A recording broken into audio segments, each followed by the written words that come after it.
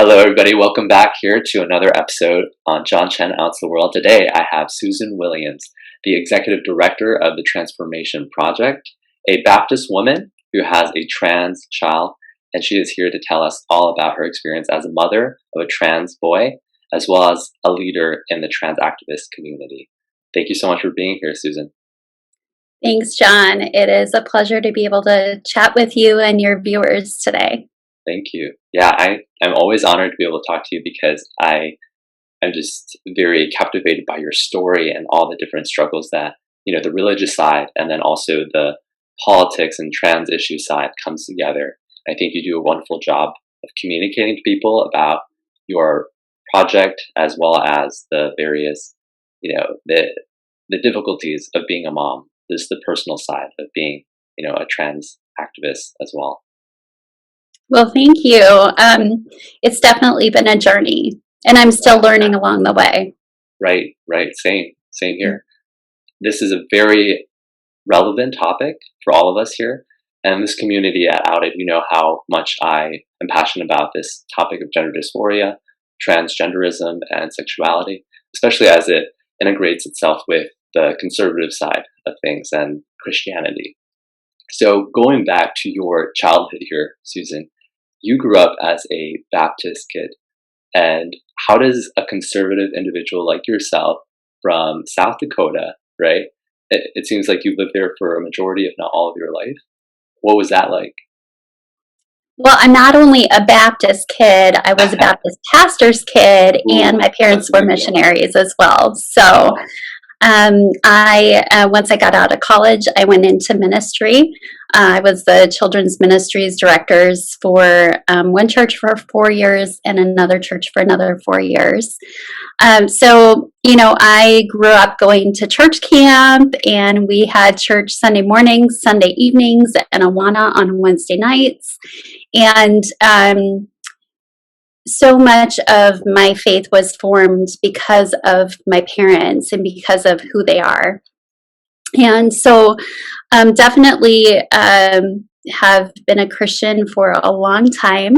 I've lived in my current city for almost 30 years. I came here to go to college, and we had also lived here for a time in my childhood when my dad went to seminary here. So yeah, it's crazy how things have worked out. Yeah, wow. So I only know South Dakota for Mount Rushmore. Is Right. there anything else, like, besides the colleges that you've been to? Like, Oh, there's, the Badlands are absolutely gorgeous. That is on the way out to the western part of the state. We live on the eastern part where it's a lot of farmland and a lot of cows. So we actually have more cows in South Dakota than we do people. We have about 800,000 people in our state and a lot of cows. Well, does that make the beef more affordable? Yeah, a lot of steak. It's really good. I don't know if it's affordable, but it's delicious. Gosh. Do you guys import? I might have to get me some, from South For Dakota. sure. Yeah. Oh, for sure. Yeah. Awesome. Yeah, you could get a deep freeze and get a half a cow if you'd like. Or we also have a lot of bison here. So if you like bison, that's like the bougie meat of our day, isn't it? Right. So yummy. Oh, love that. Gosh, so there are some pretty cool things to see, hiking as well. There are some great things to see in South Dakota. I think what people are held back by the weather. And it's kind of a challenge to get to, if you're, from anywhere that, most places don't have a direct flight here, and to drive, it's usually a long way for people.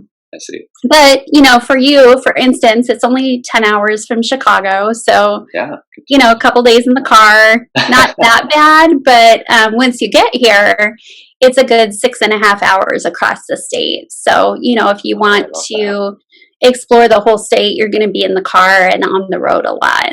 Right. Well, I'm a Michigander at heart, so I love nature. I love going hikes and seeing national parks. So I'm sure you have This would be the place for you then, definitely. Yeah. I would plan a trip out to the Badlands and the Black Hills. Okay. And then there's some interesting sights to see along the way, for sure. Wow. Well, you heard it first from here, guys. Like, you guys have to go to South Dakota. It's not just Mount Sure. Rushmore. Right. Well, I would be honored if I get to see you, Susan. That would be worth the trip. We'll have to plan it. Yeah, I would love that. Definitely. I love that. Now, it's crazy that you come from a conservative angle, right? Like growing up as a Christian, like hardcore, you are a PK and you are a missionary kid. How does that come into alignment with now being a mother of a trans child? How was that? How did they come out to you, and what happened throughout that ordeal that you realized, whoa, my kid, Wyatt is it, Hmm. is not actually a girl, or they don't ascribe to be a girl? Right, right. So, yeah, I became a parent 14 years ago. My oldest is my trans son.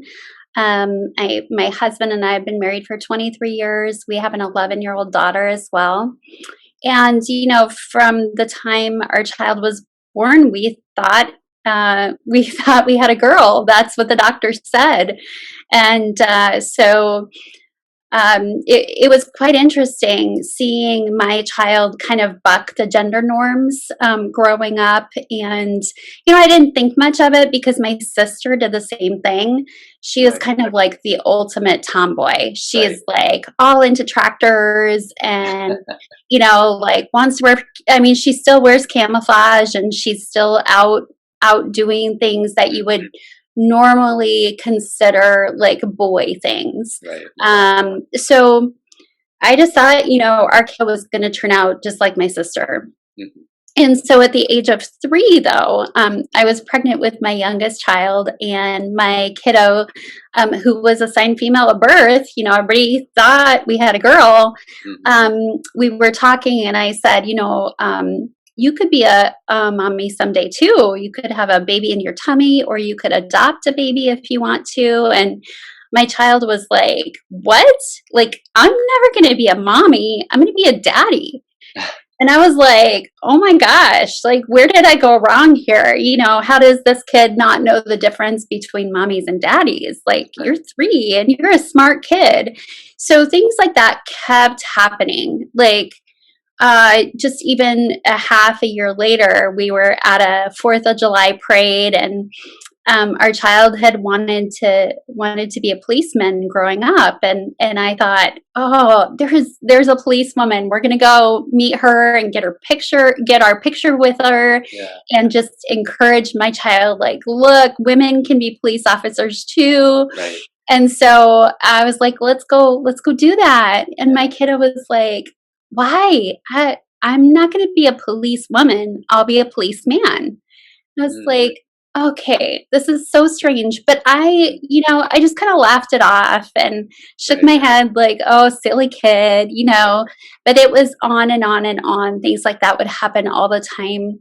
At the age of 4, unbeknownst to my family, our child told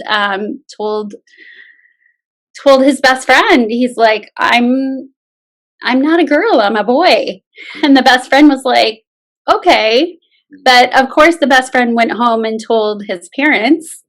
The parents never said anything to us. They said we wanted to just, if that was something that was really going through your child's mind, we wanted it to come from your child, not from us. Right. So we found out around age 9 that something was really wrong inside. Our kiddo had a lot of angry outbursts, a lot of anxiety and depression, which were not normal. We couldn't figure out what the cause was. I've had some struggles with depression, so I thought, well, maybe it's hereditary.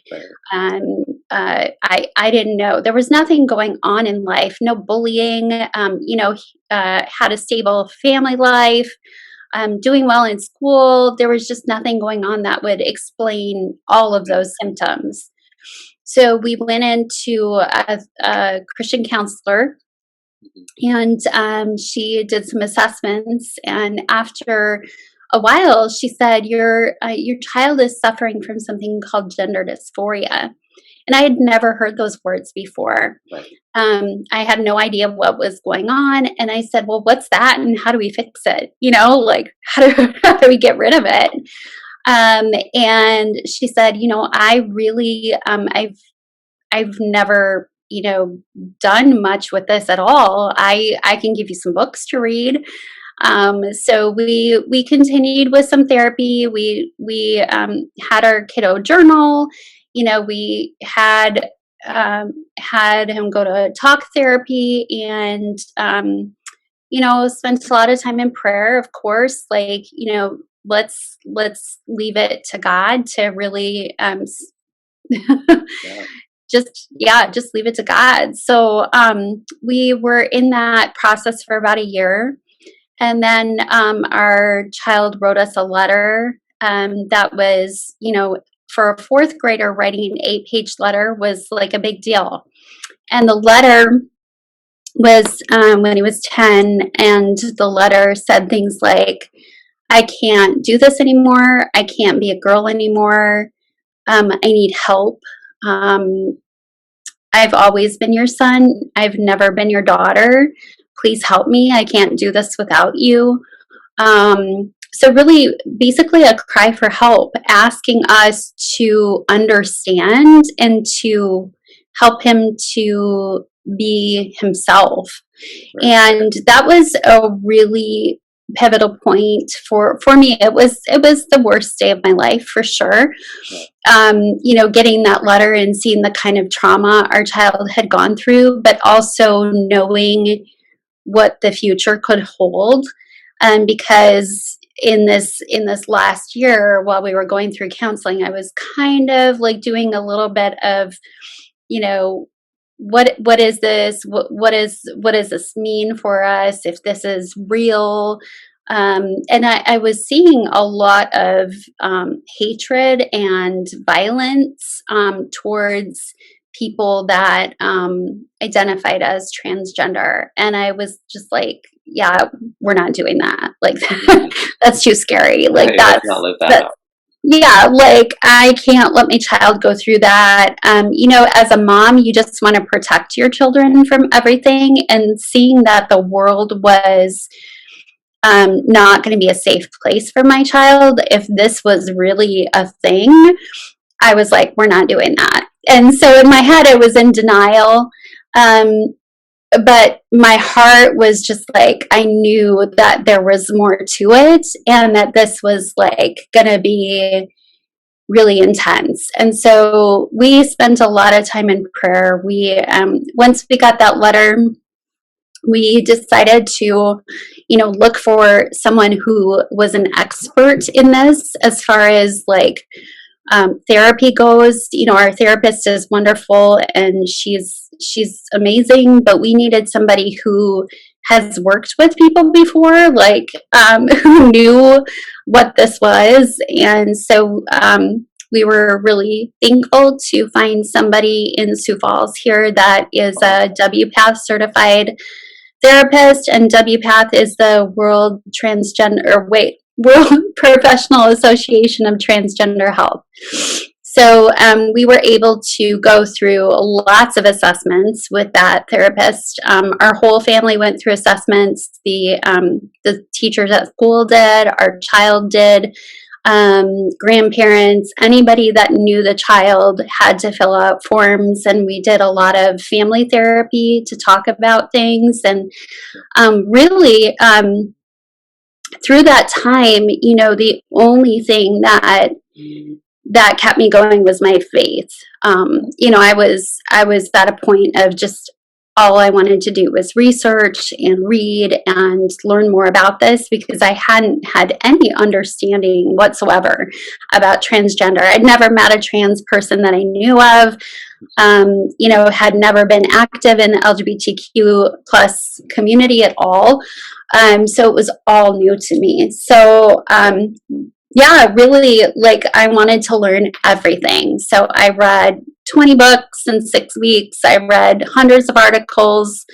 I was like, we need to figure this out. And through that time, we also we're meeting with an elder and his wife from our church for prayer and support. And we had some close friends that we shared with what was going on that really, let us talk and let us cry and prayed for us. And, God just kept us strong and kept our family going through that time. Right. Incredible. Now, I've had guests who have come on the show who have struggled with gender dysphoria, and this is not an easy topic because the research, again, is still mounting, and there's sparse ideas and sparse research on what is the causes of gender dysphoria, what are the origins of gender dysphoria, and then also the many types of gender dysphoria that take place. Childhood onset gender dysphoria, adult onset, there's homosexual types, there's autogynephilic types. And it seems like your child Wyatt is going through child onset, a very classic type of child onset. Mostly in the past, it's been boys to female transition, but there are definitely girls transitioning to boys as well. Now, I'm just very interested in how your community, especially being someone who's conservative or in the conservative community, how do they take it? How do they, as you're meeting up with your pastor and other spiritual leaders, other people in your church, how did they come to you and talk about this? How did you make sense with them about it? And how did your family take it? Because I'm sure it wasn't just black and white. Oh, now we're just going to jump on board with everything. And there's this straight path that we take and we'll make everything all right. Sure. So we met with our pastor and the chairperson of the elder board and shared what was going on. We had originally written a letter for people just that went through I think 3 or 4 pages of this is where it's all coming from, not just here you go, here's this information. We provided an email and some resources as well for people to start learning about it. But after after some people in our church found out, the church kind of, I would say, erupted in panic. So much so that Wednesday night church was canceled that week because so many people were talking about it and calling the church and asking questions and upset and angry. We had emailed a handful of people, but those people sent it to other people as well. We even had a couple people from out of the country contact us and say that they had gotten an email from someone else, which was the forwarded email. So it was never meant to be forwarded either. No. So the word got around really quickly. The church in a panic. I think that you do the best you can with what you have. So I put no blame on them. They wanted to make sure that we felt loved, and but they had a lot to go through, So yeah, most churches have never dealt with this subject, so it was new to them, new to our pastor. Nobody I had talked to from our church had ever had any experience meeting a trans person or didn't even know what gender dysphoria was as well. So it was just kind of all of a sudden they get this and they're like, oh my gosh, what do we do now? And they tried. It was a very tumultuous time for them and for us as well. And ultimately, it was not going to be a safe place for our family to go anymore.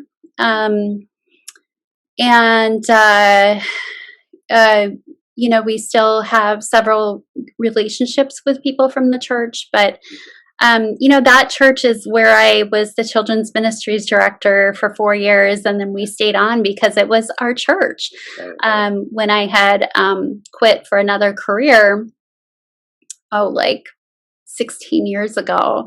So it had been our home church, and the church where, I thought our kids would someday get married, and, just you have all these dreams, you have all these relationships of people that you've kind of grown up with. They knew us when we were newly married up until, we had 2 elementary school kids. So it was crushing. And even for, I would say, about a year, it was really like we couldn't drive by the church without crying, and really it was very, very challenging for us. As far as family goes, I'll make that one shorter. Families need time to process and need time to learn. For our families, this was a new thing as well. But we've seen from our immediate family, both my husband's parents and my parents, love and acceptance. And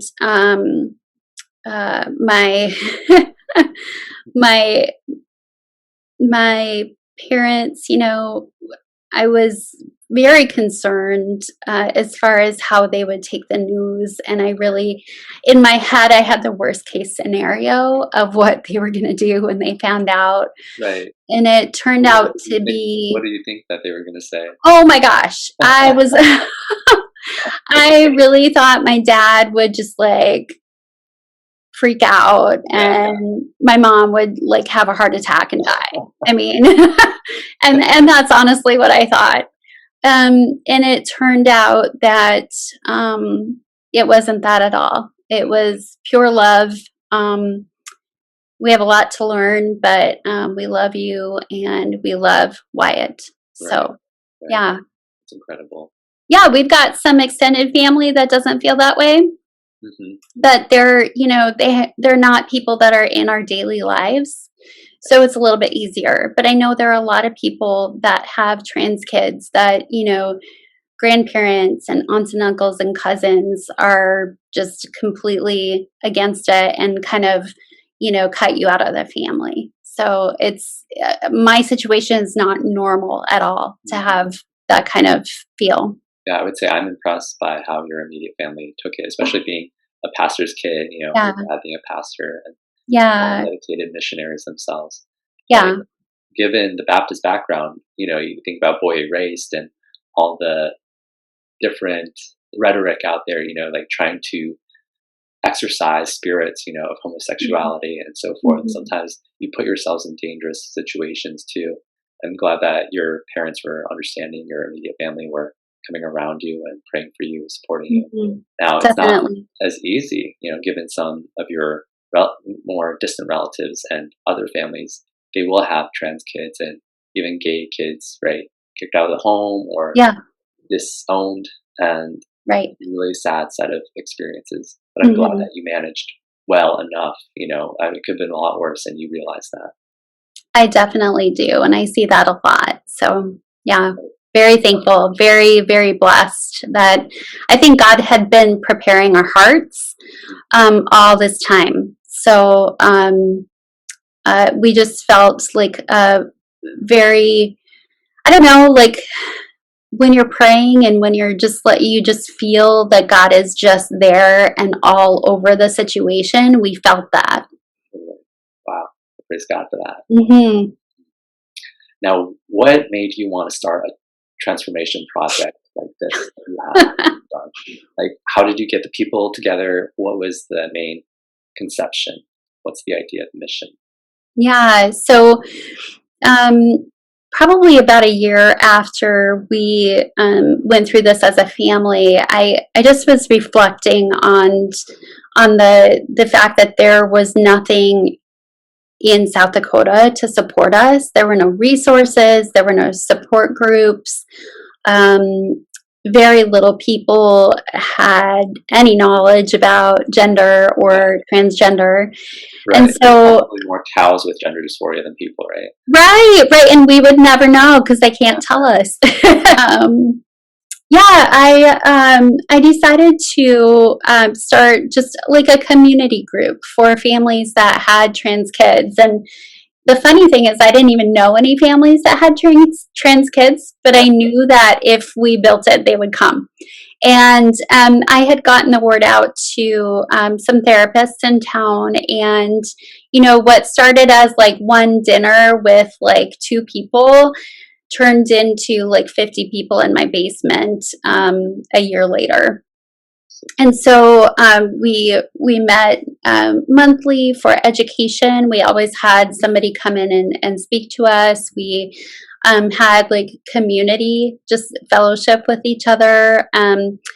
Got to know each other and each other's stories, and it was beautiful. We had people drive from 2 hours away to come to it every month because they really a lot of people are rejected by everybody when this happens. And so we started to just kind of increase in size, and then there were several trans young adults that didn't have families around here, or that had families that rejected them, that kind of needed a place to land, and our basement became a safe place for people. So I had never known much about nonprofits until I did a program, a statewide program called Leadership South Dakota, and learned more about the nonprofit sector, and really was inspired to do more for this community and for the people that were hurting. There are so many trans folks that are so traumatized by the way their family treated them, or by the way that they're treated. They're discriminated against. My heart was very tender, and I felt like I need to do more. So I eventually started a nonprofit 2 years ago, and our mission is to support and empower transgender youth, young adults, and their families, while educating the state of South Dakota and the surrounding communities about gender identity and gender expression. And I really feel like, John, like, people are not ignorant by choice. Most of the people are not ignorant by choice. They're ignorant because they've never looked into this topic. It's never affected them personally. So they just haven't really thought about it or read about it. And so I believe that with more education will be less marginalization. If people are educated, there will be less bullying, less discrimination, and more love. And that's what we need in this world, is more love and kindness. Couldn't agree more. Yeah, and the answers, they're forthcoming. Thankfully we have more organizations like WPATH and others that are researching more on these issues. I think about colleagues that I work with, Michael Bailey, Lisa Littman, and what the Transformation Project is doing is disseminating, research and books and resources that are really sparse in those areas there at South Dakota. And really, on a general level, we're still doing the research. So I really commend you for first speaking up and saying something, so that people can be aware about this, that it's not only your family, but other people in the area, whether they're a trans adult themselves, are facing the discrimination or the ostracization from their own families and communities. And that's so important to bring up. Now, in terms of treatment and medicalization of gender dysphoria, obviously there's a lot that goes into this, because we talk about the politics side of things, and sometimes the politics just is so superficial when we're talking about the actual origins and the entity that is gender dysphoria.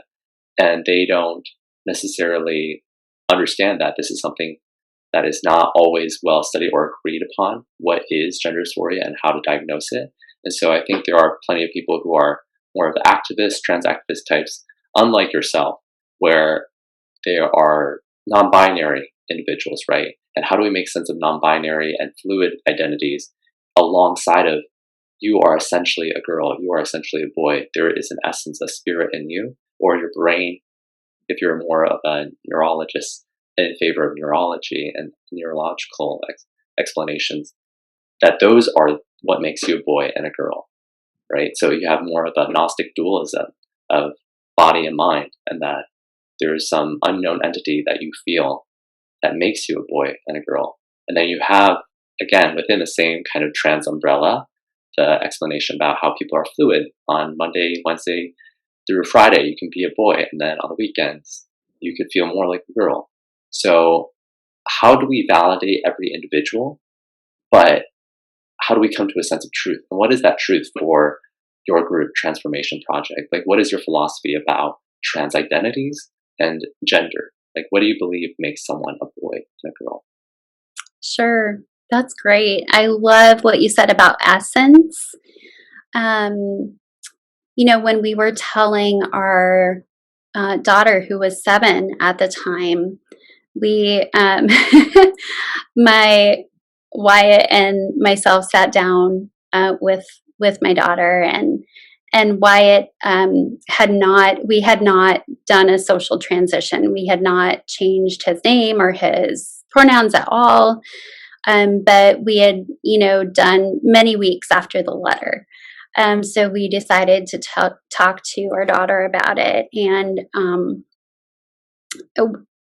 I was like, no, we're not going to let a 7-year-old read the 8-page letter, even though Wyatt thought that would be great. Like, that would be helpful to her. It would have, but it would have been a little overwhelming. Right. So I sat down and I said, your sibling feels in their heart and in their head like a boy. And do you want to know what she said? She was 7. Granted, I had asked her to take a break from watching her iPad, so she was like, okay, what? Right. She said, duh, just call him he already. Wow. I was stunned because I had thought and prayed and come up with, notes in my head of like, this is what I'm going to say, and these are the questions she's going to ask, and all these different things. So that was it. And as I went through and asked questions every day, like, how are you doing with this? Do you have any questions? After a week, she's like, Mom, I get it. He's a boy. Just leave me alone. So she's a little spirited. Right. Anyway, so it is an essence. I feel like that's a good word to describe it, definitely. And I had something else really good to say, and I have no idea what it was. What do you think about then the non-binary and the fluidity? Oh, yeah. Okay. Yeah. So I have learned so much in the last 5 years that and I'm still learning every day, like I said. Totally.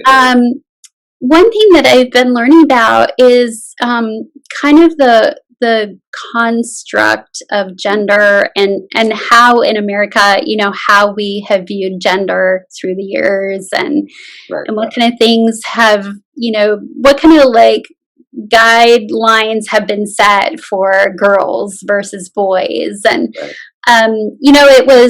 it was something when we were growing up, like, those toys are for boys. Like, you can't play with the turtles, Teenage Ninja Turtles. Right. You cannot play with those monster trucks. You need to go play with Barbies. Yeah. And so I think so much of what we see is like, people have kind of put us in a box. Like, if you're a girl, you need to be this way. Right.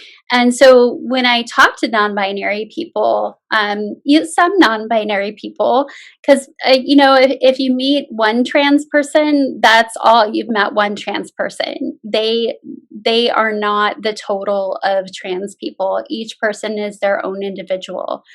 But I've talked to non-binary people that have said, why do I have to act a certain way or be a certain way? Can't I just be me? And some days that might be more like typical male or typical female, or why do we have to have that little box that says male or female? And so kind of breaking that system down of like how people are put in a box. And to me, I can understand that because, as even just as a woman,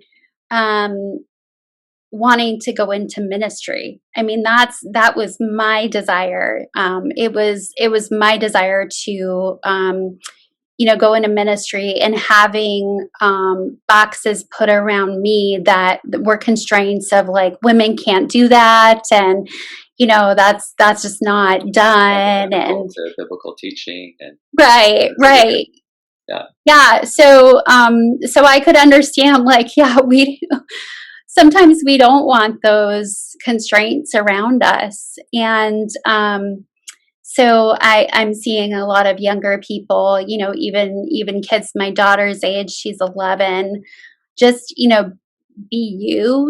You don't have to fit into the mold of like what I had to fit into growing up. It's just you can be yourself, and I think that's beautiful. And as far as non-binary goes, we have so many families that I'm in contact with from all over, that have a trans kid, whether it's non-binary or gender fluid, or even just like gender non-conforming. Like, they have questions and they have concerns. And I think what we need to do is we need to really like take a deep breath,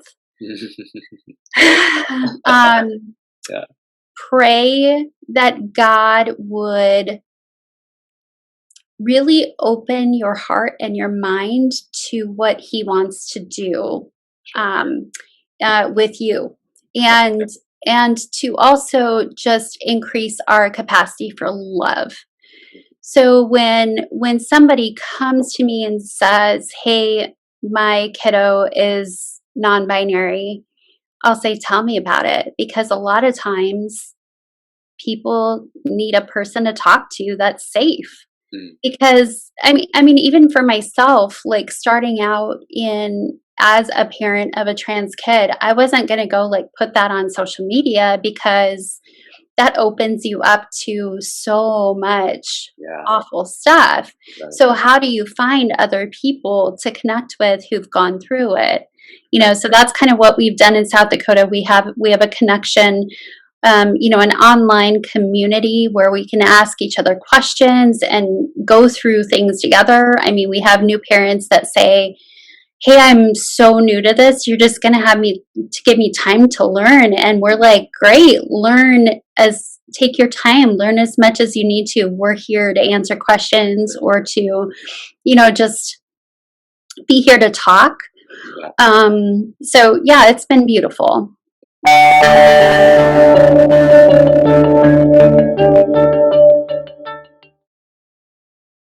That's great. I mean, again, the resources that you offer, you're giving people a space to be able to make sense of these things. And my problem, though, I do lean a little bit more conservative or safe.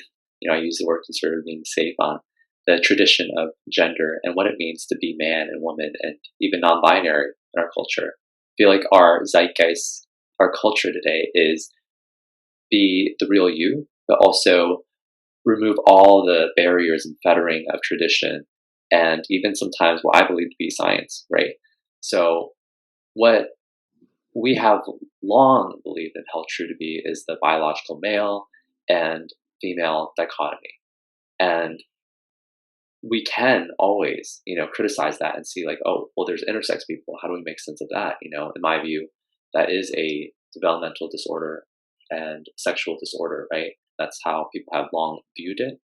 Because sometimes there's infertility that goes alongside of that, and there's medicalization. People will have to get certain types of steroids or hormones as well to be able to function as well, as either male or female. So now we're breaking what's happening, though, not what should or what shouldn't, but what's happening is we're breaking away from more of the binary thinking about what it means to be a man and woman, and we're really focusing on the variations of what it means to be a man and a woman.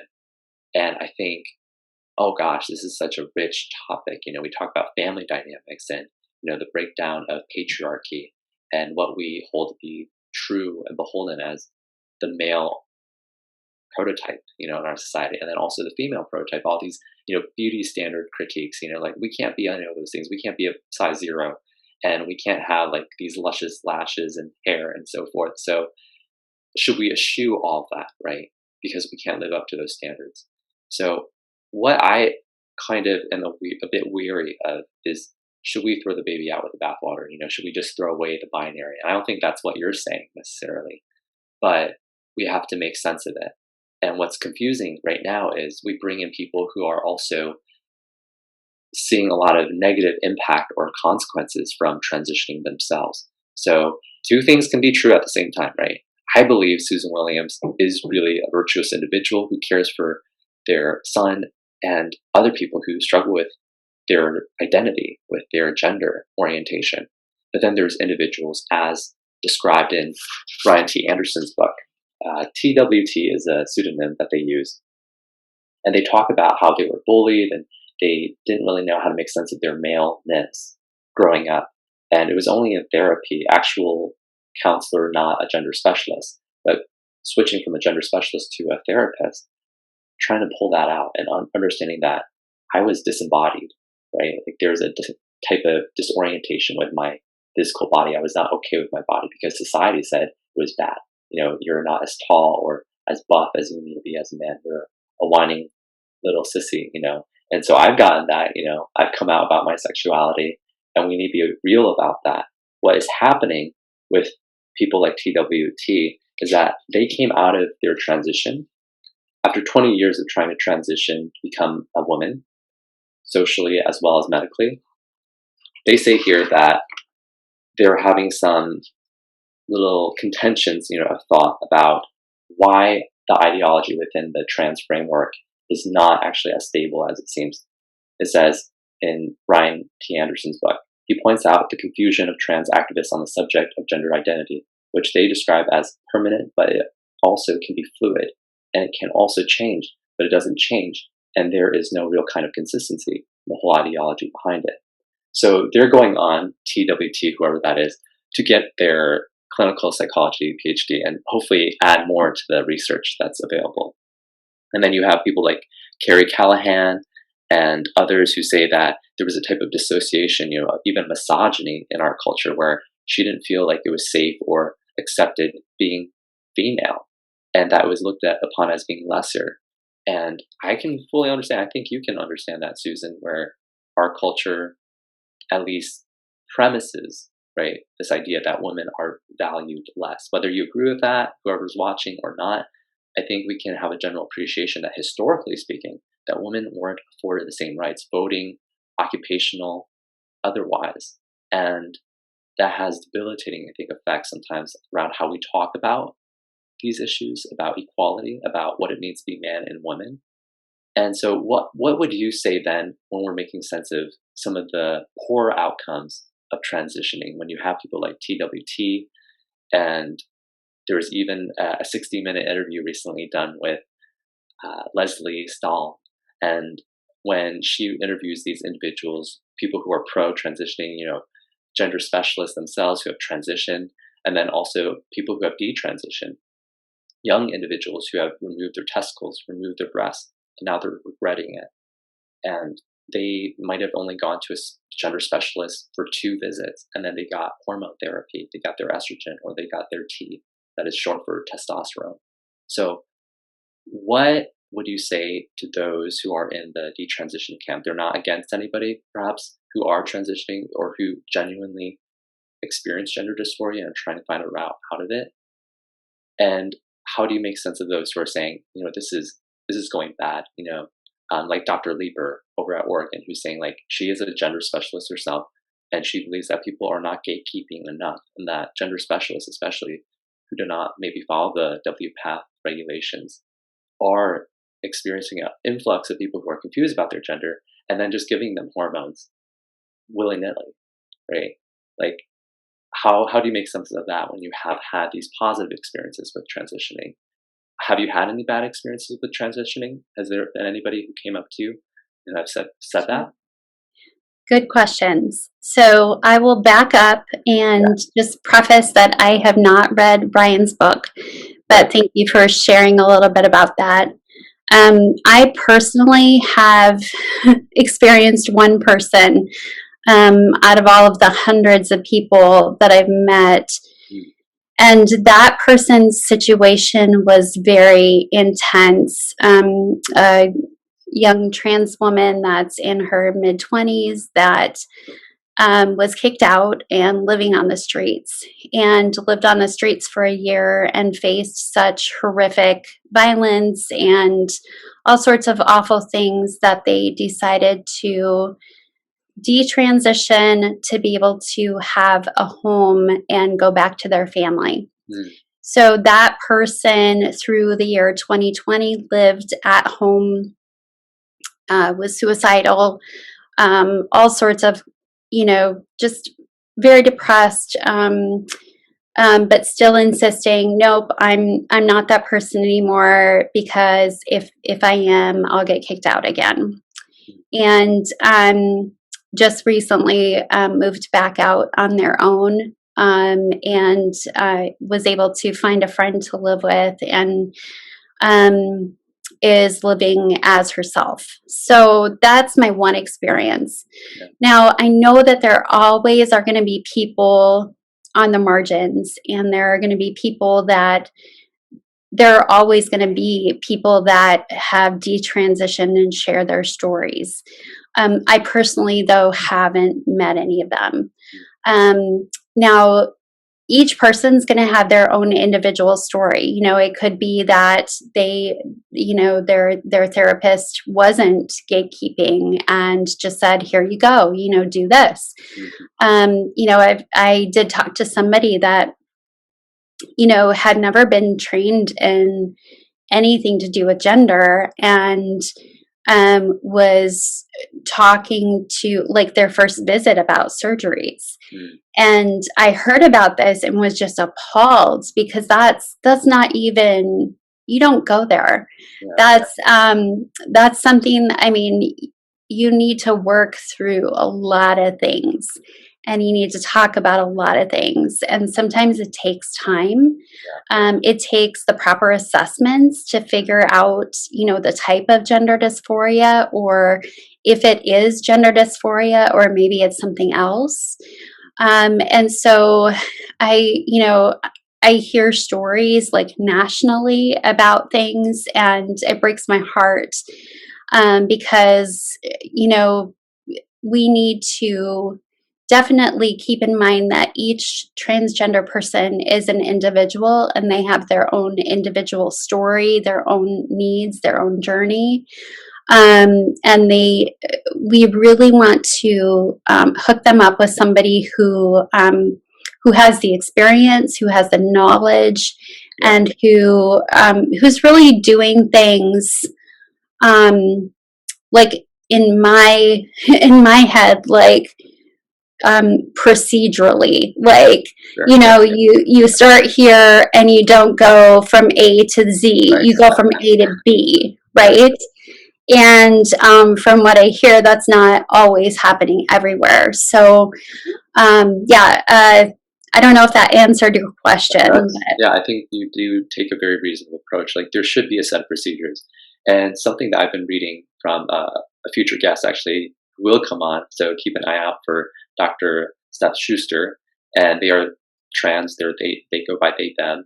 And they also have written this book about how doctors don't feel comfortable, with this topic of gender dysphoria, because not only do they feel like it's politically advantageous to be able to pursue anything other than affirm and affirm, because a lot of the times you may have certain trans activists, as well as talked in Brian T. Anderson's book, and the transgender craze that's been seducing our daughters. It's a very volatile book, I would say, in popular media these days. And basically, in these books, they have these examples of people who have detransitioned, who have had poor experiences, but also about how the medical community is a little bit unsure how to diagnose and then also how to treat. How do we vet and make sure that people aren't harmed by this in long term? Because you have certain types of risks, right? For women who transition to become men using T, developing osteoporosis in their 20s and 30s, hysterectomies, right? Getting your fallopian tubes taken out. And there are these diseases like cardiovascular disease that's associated with taking T. And we just don't know the full term effects of having these opposite sex. Most of the time, you have estrogen in women and then you have testosterone in men most of the time, a greater amount of it when you have it in the opposite body. So again, that all goes to say that we don't know a lot of the research that's being done long term and the effects on mental health. Some Sweden studies have shown adverse mental health issues, and Cornell came out with a list of studies that have shown that the functioning neophallus as well as the neovagina function okay, and they're doing well in terms of sexual lifestyle. But how about the mental lifestyle? Mental health and so forth. And so there's still some very lines and approaches to this, because even the Obama administration less than 10 years ago, they didn't include trans reassignment surgery in their Medicare plan because it was still very mixed. There wasn't strong enough significant results for the clinical side of things for transitioning individuals and seeing the mental health issues being alleviated. So my point with that is that when you have Steph Schuster saying, as a trans individual themselves, and then 60 Minutes with Leslie Stahl coming out and saying, there is these voices, people who have detransitioned, even doctors themselves, being a little bit skeptical about how robust some of these treatments are, or even the diagnostic that's being done.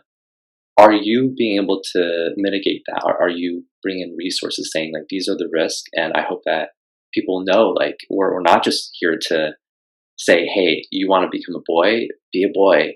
You want to become a girl, be a girl. I know that that's not your stance. But is there any way to humanize the individual without coming off as being transphobic? Because I've been hearing about that word being tossed a lot lately. How do you achieve that within your own group? Sure, definitely. Well, I do want to say that there are lots and lots of trans individuals who don't do any medical transitioning. That's something that, it's the first question on people's mind when they meet a trans person. They might not say it out loud, but a lot of times they do. Like, what surgeries have you had? Or they think about, testosterone or estrogen. And I will tell you that there are many, many trans people that don't do the medical transitions. They do a social transition, which is like pronouns, maybe get a haircut, get some new clothes, and legal transitions as far as getting their name changed on their documents so that they can, have a driver's license that has a name that they've chosen. So we also, as far as like medical side, there are medical people that go into transgender care. We don't have a gender clinic or anything like that in South Dakota. We have a few physicians who have done a lot of coursework and have a lot of experience taking care of trans people, but it's definitely not a one size fits all. These physicians are looking at each individual as an individual and working with them, and I think that's really beautiful. We have some really great people that are very very understanding, very compassionate, and want to see that these people get the best care possible, whatever that might end up being for them. So again, it's not a one size fits all. I talk to trans people who, may take a hormone, but they would never want to have anything removed or anything like internally done. I talked to other people who might want to have something like that done someday, but there's no way they could ever afford it. Gender affirming surgeries are often, tens of thousands of dollars that are not covered by insurance. So I think the fact that like medicalization is such a hot topic right now is a lot because of the media, and also the legislation that's occurring in different states. It started out actually in South Dakota. We are famous for our anti-trans legislation. Oh, right, the governor. Yeah. So it's really unfortunate because these legislators are not meeting with trans people. They're not meeting with the medical professionals who care for them.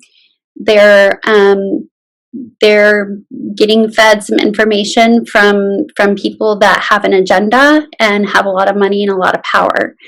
And so I'm really concerned about that because they're not looking at the damage that they're doing to families. And just even like this last legislative session, we didn't have any medical bills in South Dakota for trans people, anything like that, like a lot of the other states in the country had. However, we had a bill about birth certificates and a bill about sports and things like these. The legislators may think that they're doing good because they're wanting to get their point across, and which is, what do you think that is? Well, what is coming across to trans people is that they're not welcome in our state, that they're not wanted in our state, and that they're not human. And so what I saw this last legislative session, I had never had this before. I've been doing this for 2 years with this nonprofit. I had 4 parents call me that I'd never met before, who've had bullying. Their child is experiencing bullying. And I really think that these bills that are coming around the country, coming throughout the country, are increasing the discrimination and the bullying, and just the fact that trans kids, like trans people, are marginalized already. But when they're feeling like their legislators and the people in their state don't even want them around, it's a feeling of hopelessness and depression. It's just so depressing. First of all, our legislative session is like January through March, and it's like 0 degrees here. It's just terrible. It's a dark time for trans people, and it has been since 2015 when these bills having to do with them started coming out, and they keep coming out every year. So we had one bill this year about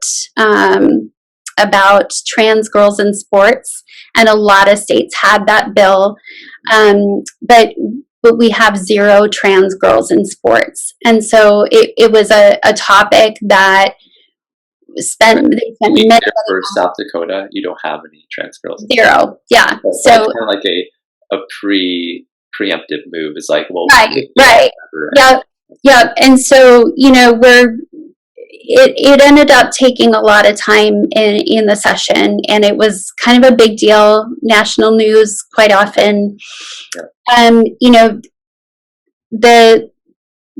The fire that people had about this topic was unlike anything I had seen, and I know people get really fired up about sports.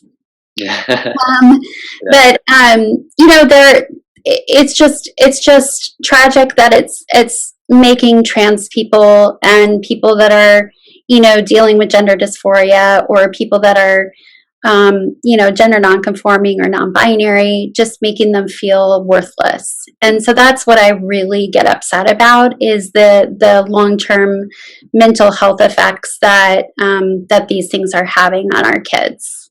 Yeah.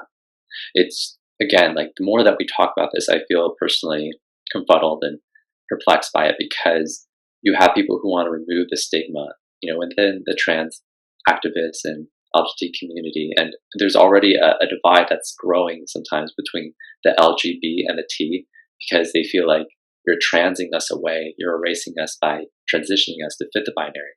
But then there's also, that other level of, well, you can be non-binary and fluid, and then you can be, innately female or male and have to transition to fit the binary. So, this is contrived of queer theory. If you've heard of queer theory before, it comes out of a post-structuralist type of mindset and theory and philosophy, which is essentially social constructivity. The way that we look at the world, or the way that we currently look at the world, should be from a socially constructed view or lens, which is everything is verbal or thought-based. So the words that we use really help construct our world. And I get that. Even as Christians, I think we can admit, like, God created the world through speaking, right? So how we speak, how we verbalize, definitely creates how we make sense of everything and how we view everything. Now, what also happened in the history of the 20th century is that there are other philosophies like feminist theory that focused on biological determinism as being an evil, because they felt that women were always going to be deemed inferior because biologically they are women, and the narrative goes as they aren't capable of doing these things, just as you brought up within your own faith circles. So they favor the socially constructivist view as well within post-structuralism. And that's where we kind of like land on our end today too, various schools of thought and, critical theory as well that came alongside of queer theory. Queer theory is honestly an ever-evolving theory. That's what guests like Alex Lang and Sharon Giaclaros have talked about. Queer theory is an ever-changing theory. And that's the thing. Can you critique a theory that's ever-changing? That's my issue with it. How do we compare and contrast? How do we say this is a good idea within the theory and this is a bad tenet within the theory? And that's the thing, is like that always escapes me, because when I bring up about the medicalization issues, I know that typically, as you and others like Alex Lang bring up, trans individuals don't have to medicalize. So there is always a way to kind of detach yourself away from the issue of medicalization as well. Not to say that, there aren't people, you do not have to transition as a trans individual. That's perfectly fine. But again, it goes back to what TWT says in Ron T. Anderson's book about how there's this discordance of thought a lot of the times. How can identity be something that's innate and not changing, but then also be at the same time fluid and changing, right? So hopefully from a scientific lens, from even a spiritual lens, we can come into alignment and agreement. There is such a thing as identity. We have to speak and talk about it. And that's why I favor you so much, is because you're willing to talk about these issues, which are really, really difficult, and be able to express these questions. And hopefully we can bring better answers to the table. So Susan, thank you so much for sharing about your organization, the Transformation Project. Is there any way that we can get in contact with you? For sure. Thank you so much, John. It's been a pleasure talking with you. And, like I said, I'm learning a lot, but I learn from people I talk to all the time. I've learned from you today. Thank you for having this platform. I think as we open up the conversation about the transgender community, it is a newer thing that people are talking about, because before there was such a stigma about the word transgender. And so I just appreciate the platform of being able to have conversation. There are going to be people that are going to, completely disagree with everything I've said. Mm-hmm. And, if we can continue the conversation and have respectful conversation, I think that's huge. If someone would want to find us, you can check out our website at transformationprojectsd.org, or find us on the social medias at Transformation Project SD. And we're, if anyone would just want to chat, you can find me there. So Wonderful. I will link all of that below. And Susan, do you have any last words that you want to get out there about your project, your mission, what you want people to get out of this conversation that you want to share? Yeah, I just think, let your hearts and minds be open. Be connected with the Holy Spirit. See each person as a beautiful creation from the Lord, and know that His creation is not always what you think it is, Yeah. and that there's beauty and there's mystery, and a gorgeousness to the differences that He's created us all with. So I'll just leave you with that. Yeah, well, I can't disagree with that. Amen to that, 100%. Thank you so much, Susan. It's been such a pleasure sitting here chatting with you. This has been John Chen for John Chen Out to the World here with Susan Williams today. Thank you guys for watching.